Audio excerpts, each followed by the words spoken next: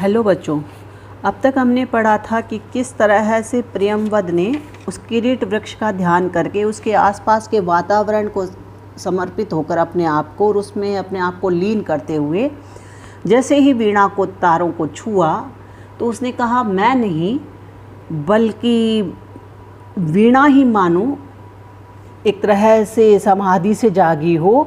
और उसने जैसे ही वीणा के तारों को छुआ तो वीणा बज उठी और वीणा बजी तो सबको, जितने भी सभासद थे, सभा में बैठे जितने भी लोग थे, राजा रानी सभासद, उन सबको अपने अपने तरह की अनुभूति हुई। तो पहले राजा की अनुभूति कैसी रही वो अब हम पढ़ेंगे। राजा ने अलग सुना, जय देवी यशक आई, वरमाला लिए गाती थी मंगल गीत, दुंदुभी दूर कहीं बसती थी, राजमुकुट सहसा हल्का हो आया था मानो हो फूल सिरिस का। ईर्ष्या, महदाकांक्षा, द्वेष, चाटुता सभी पुराने लुगड़े से झर गए। निखर आया था जीवन कांचन, धर्म भाव से जिसे निछावर वह कर देगा। अब राजा ने सुना तो राजा के मन में ये भाव आया, जब राजा ने उस वीणा का मधुर स्वर सुना तो उसकी मन स्थिति ऐसी विचित्र हो गई कि राजा ने अलग सुना। उस समय राजा को अनुभूति कुछ अलग ही तरह की हुई। जय देवी यश का, जैसे उसे लगा कि ये जो प्रियंवद है जो कलाकार, उसके रूप का, उसकी इस तरह की समाधि का, उस तरह से वीणा को बजाने का कलाकारिता के लिए, जयकार करने के लिए, उसका जयकार करने वाली कोई दिव्य मूर्ति साकार हो गई। जय देवी यश का वरमाला लिए और उसका यश रूपी शरीर हाथ में वरमाला लिए आ रहा हो। वह जय देवी मंगल गीत गा रही थी, गाती थी मंगल गीत, दुंदुभी दूर कहीं बसती थी और तथा कहीं दूर मंगल सूचक दुंदुभी बज रही थी। राजमुकुट सहसा हल्का हो आया था। कहते हैं राजा के सिर पर ये जो भार था वीणा के न बजने का, तो इससे ये राजा जैसे ही इस वीणा के तारों को सुना उस समय उसको ये लगना लगा, भावमग्न होकर राजा का ये जो मुकुट था सिर का, वो सहसा ही चिंता से रहित होकर के हल्का हो गया था। उस समय उसे अपना भारी वजनदार मुकुट है वो एक सीरीज के फूल के समान हल्का लगने लगा।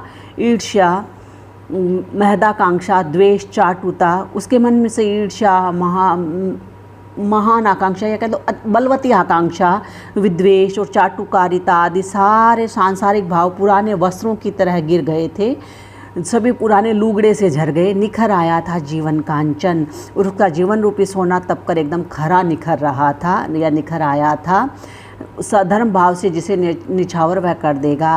वह अपने निखरे जीवन को प्रियंवद की तप साधना पर न्योछावर कर देने को तत्पर हो रहा था।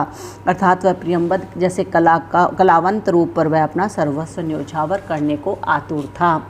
तो ये तो था यहाँ पर राजा के मन में क्या भाव जगा। तो यह प्रस्तुत विधान, उपमा और रूपक अलंकारों का प्रयोग हुआ। अब रानी ने उसको सुना तो क्या मन में आया।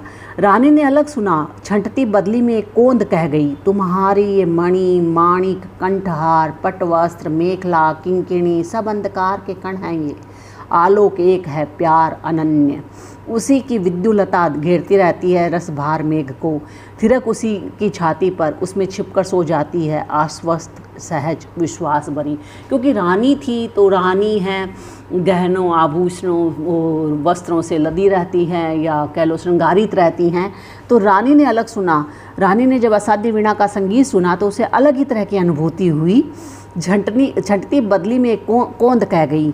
उसे ऐसा लगा जैसे जल वर्षा करने के बाद, वर्षा होने के बाद छंटती हुई बदली ने मानो एक अलग ही तरह की कोंद, एक अलग ही तरह की चमक आ गई हो, या वह कोंद कुछ कह रही हो।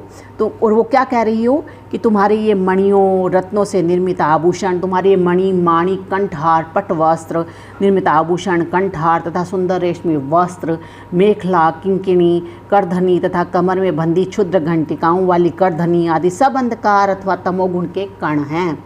सब अंधकार के कण हैं। ये आलोक एक है। इस संसार में केवल एक प्यार ही अनन्य या अद्वितीय चीज़ है। प्यार अनन्य, उसी की विद्युलता घेरती रहती है रसभार मेघ को। तो प्यार या ही अनन्य या अद्वितीय चीज़ है। उसी प्यार की चमक या निर्मल आभा बिजली की चमक के रूप में जल से भरे बादलों को घेरती रहती है।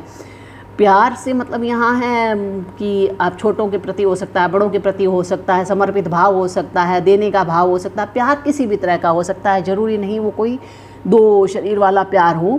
तो इस तरह का जो निर्मल स्वच्छ प्रेम है वो है वो एक इस तरह से दिख रहा था कि मानो बिजली की चमक के समान, और वो भी बिजली कैसी कि जल से भरे बादलों को घेरती रहती है। वह विद्युलता उन बादलों में ही क्षण भर चमक कर फिर उन्हीं में छिपकर सो जाती है। विद्युलता घेरती रहती है रसबार मेघ को, थिरक उसी की छाती पर, यानी उसी पर चमक करके उसमें छिपकर सो जाती है, उसी में छिप करके खत्म हो जाती है। आश्वस्त, सहज, विश्वास भरी, और खोती कैसी है कि वह आश्वस्त होकर विश्वास से भरी उन्हीं में छिपी रहती है, विश्राम करती है। बिजली का बादल में ही समा जाना या तदाकार तादाद में रखना सच्चा प्यार है। तो ये रानी ने सुना, तो रानी को इस तरह है क्या, उसका पहली झनकार, पहली आवाज़ इस तरह का अनुभव करके गई। तो अनुप्रास, उत्प्रेक्षा, मानवीकरण अलंकार हुआ।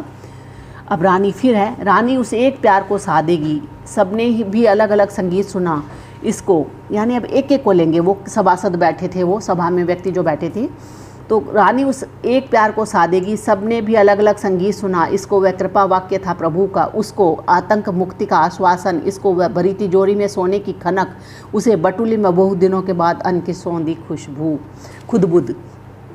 अब वो कहते हैं, कवि वर्णन करता है फिर आगे कि रानी को वीणा का स्वर अत्यंत मधुर एवं प्यार प्रेम का साधक प्रतीक हुआ। रानी उसे एक प्यार को साधेगी, उसको साधक प्रतीक हुआ। सबने भी अलग अलग संगीत सुना। इसी प्रकार वहाँ पर उपस्थित जितने भी लोग थे उन्होंने वीणा का संगीत अलग अलग तरह का उनको प्रतीत या अनुभूति हुई इसको, यानी किसी एक को वह स्वर देवताओं एवं पूज्य जनों का कृपा वाक्य जैसा लगा। वह कृपा वाक्य था प्रभुओं का, यानी देवताओं का मानो एक कोई कृपा वाक्य के समान वो आवाज़ लगी उसको, और किसी को आतंक मुक्ति का आश्वासन, आतंक से मुक्ति दिलाने का सुंदर आश्वासन जैसा लगा वो एक स्वर जो बजा वो। इसको वह भरी तिजोरी में सोने की खनक, और किसी को भरी तिजोरी में सोने की खनक अर्थात धन संपन्नता जैसा प्रतीत हुआ। वह और उसे बटुली में बहुत दिनों के बाद अन्न की सौंधी खुदबुद, और किसी को सामान्य जो गरीब व्यक्ति होता है उसको वह वीणा का स्वर बहुत दिनों के बाद पतीले में पकने वाले अन्न की सौंधी सुगंध जैसा प्रतीत हुआ। आशय यह है कि वीणा का संगीत सभी को अपनी अपनी तरह का अभिलषित हुआ या मन भावन लगा। अनुप्रास, उल्लेख एवं लुप्तोपमा अलंकार है बच्चों। आगे है, किसी एक को नई वधू की सहमी सी पायल ध्वनि, किसी दूसरे को शीशु की किलकारी, एक किसी को जाल फंसी मछली की तड़पन, एक अपर को चहक मुक्त नभ में उड़ती चिड़िया की, एक तीसरे को मंडी में ठेलम ठेल ग्राहकों की आस्पर्धा भरी बोलियां, चौथे को मंदिर की ताल युक्त घंटा ध्वनि, और पांचवें को लोहे पर सदे हथौड़े की समचोटें, और छठे को लंगर पर कसमसा रही नौका पर लहरों की अविराम थपक, बटिया पर चमरौंधे की रूंधी चाप सातवें के लिए, और आठवें को कुलिया की कटी मेड़ में से बहते जल की छुलछुल। सबको अलग अलग लगा था। तो अभी हम कल पढ़ेंगे बच्चों।